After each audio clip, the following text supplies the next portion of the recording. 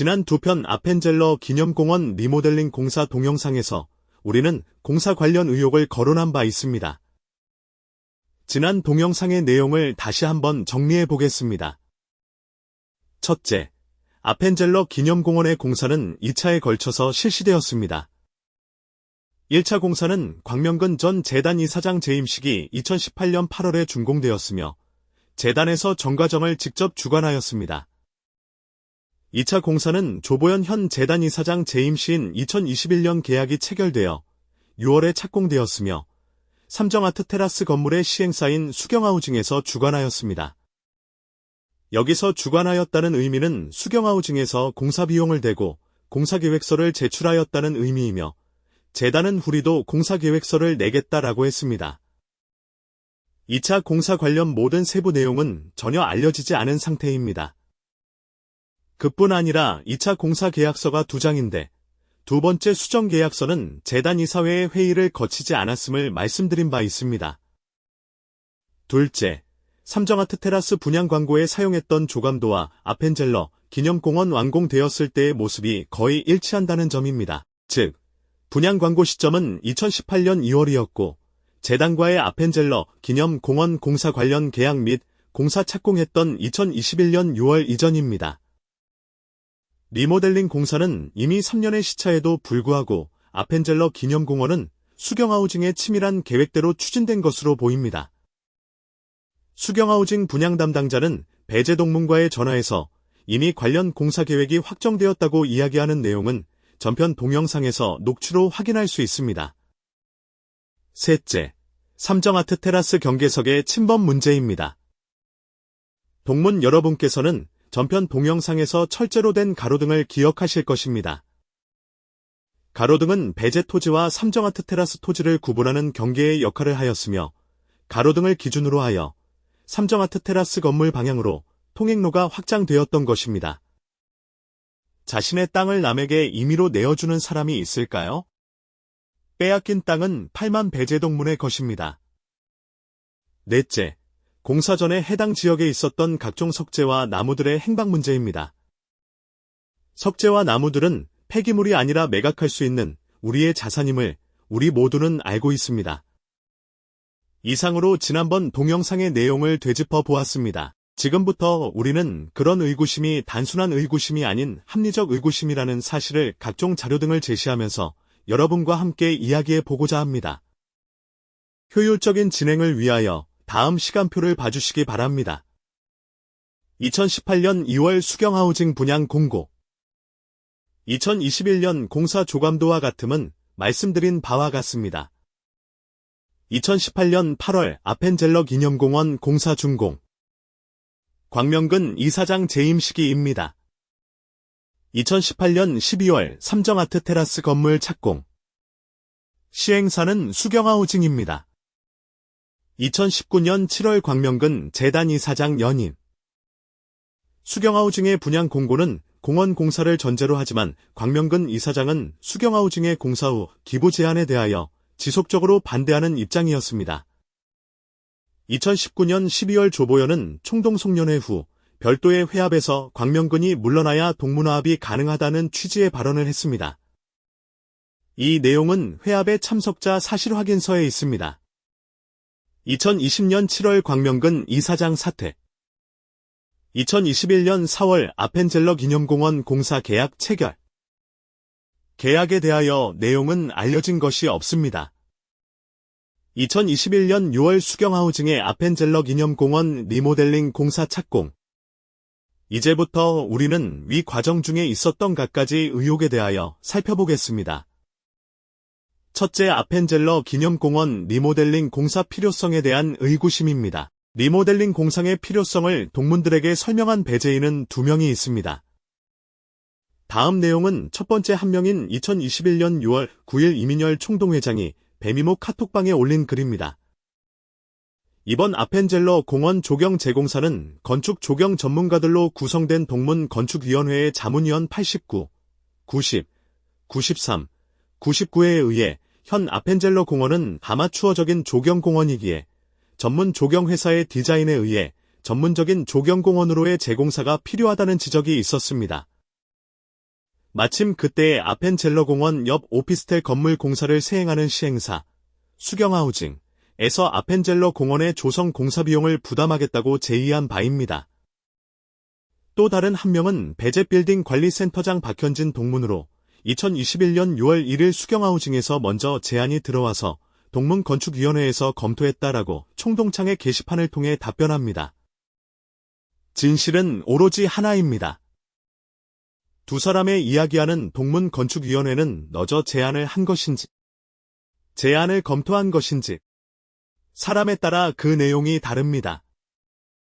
그렇다면 같은 사안에 대하여 이야가하는 동문 따라선 후가 다른 이유는 무엇일까요? 박현진과 조보연은 같은 86회 동기로서 배재빌딩 관리센터장으로 임명된 지 1개월도 안 된 시점에서 어떻게 저 내용을 총동 게시판에 올릴 수 있었을까요?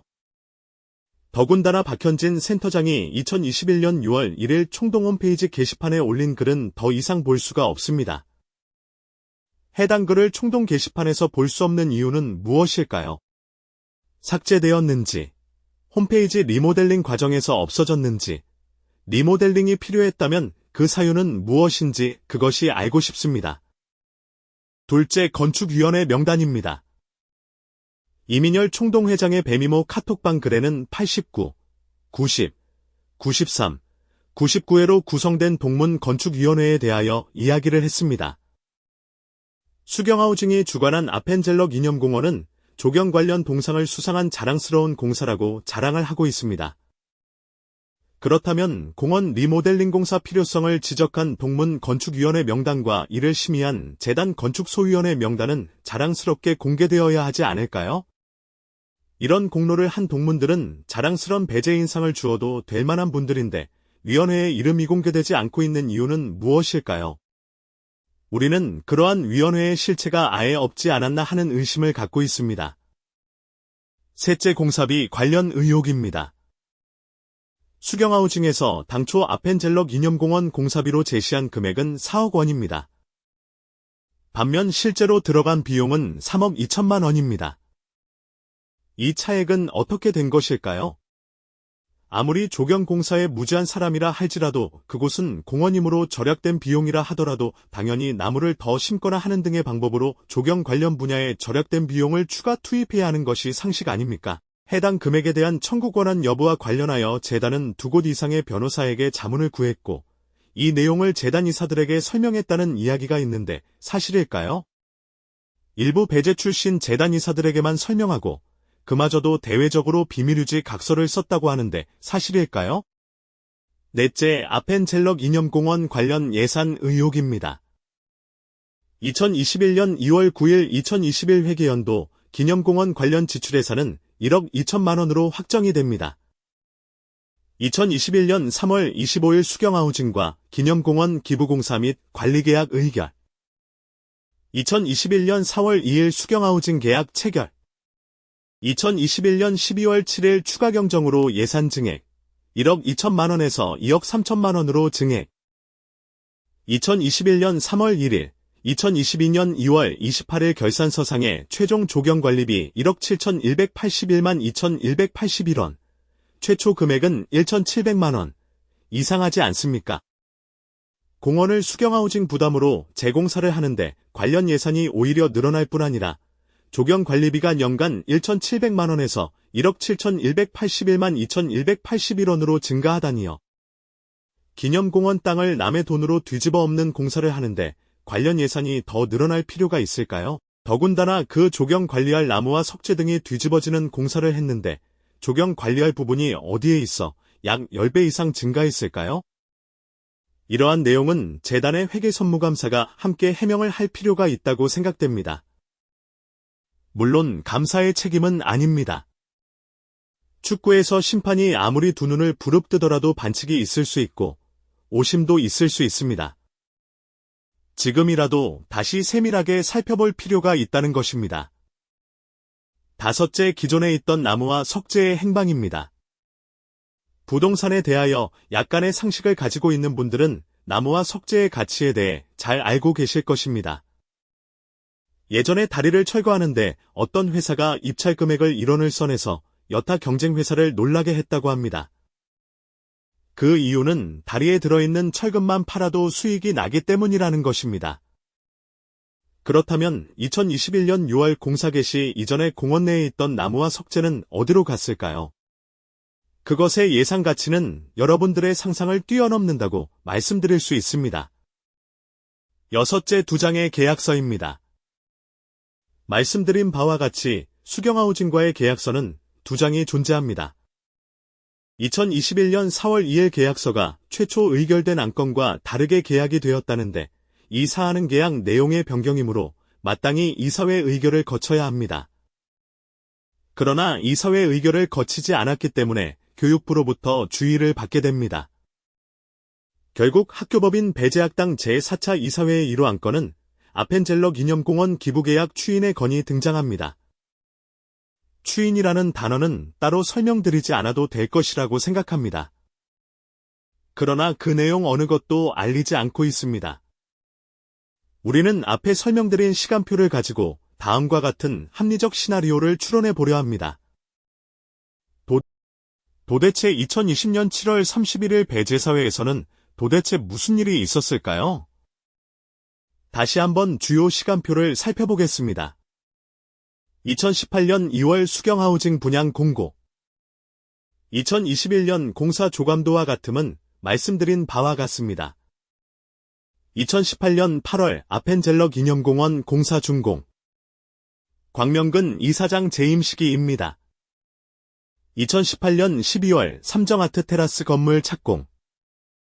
시행사는 수경하우징입니다. 2019년 7월 광명근 재단 이사장 연임. 수경하우징의 분양 공고는 공원 공사를 전제로 하지만 광명근 이사장은 수경하우징의 공사 후 기부 제안에 대하여 지속적으로 반대하는 입장이었습니다. 2019년 12월 조보연은 총동송년회 후 별도의 회합에서 광명근이 물러나야 동문화합이 가능하다는 취지의 발언을 했습니다. 이 내용은 회합의 참석자 사실 확인서에 있습니다. 2020년 7월 광명근 이사장 사퇴. 2021년 4월 아펜젤러 기념공원 공사 계약 체결. 계약에 대하여 내용은 알려진 것이 없습니다. 2021년 6월 수경하우징의 아펜젤러 기념공원 리모델링 공사 착공. 모두 함께 살펴보겠습니다. 수경하우징의 삼정아트 테라스 건물은 2018년 12월에 착공합니다. 동년 2월에 수경하우징은 이미 분양 공고를 냈고 그 이미지는 몇 년 후인 현재 모습과 공교롭게 일치합니다. 그런데 공사를 반대하는 곽 이사장은 2019년 7월에 연임이 됩니다. 더 이상 아펜젤러 기념공원에 대해서는 공사 추진이 불가하게 된 것입니다. 이에 몇 명이 모여서 곽 이사장 사퇴를 목표로 의기투합합니다. 물론 그 중에는 뭐가 뭔지 모르고 회의 등에 참석한 동문도 있을 것입니다. 2019년 12월 느닷없이 총동송년회 후 별도 회합에서 곽 이사장 사퇴가 거론되는데 거기서 나온 이야기는 다음과 같습니다. 명근이가 재단 이사장에서 내려와야 동문화합이 가능하다. 명근이에게 많은 시간을 줄 수가 없다. 많은 시간을 줄 수가 없다는 표현을 썼을까요? 혹시 그것은 삼정아트 테라스 분양 시 내걸었던 분양 공고, 1층과 아펜젤러 기념공원과의 모습과 관련이 있지 않았을까요? 분양 공고와 같이 아펜젤러 기념공원 재공사가 진행되지 않을 경우 삼정아트 테라스 분양이 성공했을까요? 분양자들로부터 계약 철회 등 민원이 발생하지 않았을까요? 그런데 2020년 7월 곽 이사장은 사퇴를 합니다. 우리는 곽 이사장 사퇴 후 앞에서 말씀드린 배재인들의 카톡 대화를 보고 놀라지 않을 수 없습니다. 다음에 카톡 대화를 봐주시기 바랍니다. 2020년 7월 31일 오전 5시 22분. 조보연, 선배님들의 후원과 지도로 어제 미션은 잘 마무리됐습니다. 감사합니다. 배재에 밝고 화합된 미래를 위해 더 노력하겠습니다. 좋은 하루 되세요. 2020년 7월 31일 오전 5시 48분. 이민열, 내일 일요일에 뵙겠습니다. 2020년 7월 31일 오전 6시 9분. 박건양, 김수일 선배님의 보이지 않는 마지막 작전 계획이 빛을 발하여 잘 마무리가 된 듯합니다. 3명의 대화에는 미션, 작전 계획과 같은 단어들이 보입니다. 판단은 여러분에게 맡기겠습니다. 곽이 사장 사퇴 후 재단 이사장은 대행체제로 가는데 여기에 그 유명한 형님 먼저 아우 먼저가 등장하게 되고 이를 조율한 사람은 앞서 박건양이 거론한 김수일입니다. 그리고 해가 바뀌어 2021년도가 됩니다. 곽이 사장 사퇴 후 재단에는 아펜젤러 기념공원을 반대할 배재인이 아무도 없게 됩니다. 그래서 우리는 다음과 같은 생각을 할 수밖에 없습니다. 1. 공사비 차액은 크고자 하거든 수경하우징을 섬겨라. 인가. 2. 기존 공원에 있던 나무와 석재는 2발로 걸어서 스스로 사라졌을까? 3. 수경하우징의 비용 부담에도 불구하고 추가 경정 예산을 편성하고 공사 중임에도 조경 관련 관리비가 10배가량 증가한 것은 어떻게 이해해야 합니까? 동문들의 대리인으로 동문을 위하여 봉사해야 하는 사람들이 배재인의 마음의 고향인 배재학당의 재산을 파헤치고 앞마당으로 내어준 사업에 대하여 설명도 공개도 못합니다. 이런 의심 덩어리인 리모델링 사업을 왜 했습니까? 동문들의 눈 가리고 귀 막고 진행한 다른 사업들이 더 있는 건 아닌가요? 크고자 하거든 남을 섬기라는 배재의 정신에 스스로 떳떳하신가요? 이제라도 진실을 이야기해 주시기 바랍니다. 동문 여러분의 제보와 의견을 기다리겠습니다. 감사합니다. 다음 영상에서는 그동안 동문 사회에서 벌어진 고소고발 사건에 대해 정리해서 알려드리겠습니다. 그리고 별도로 그동안 동문들을 어렵게 만들었던 두 동창회의 통합 추진 과정과 앞으로의 계획에 대해 동문 여러분이 궁금해하셨던 소식을 알려드리겠습니다.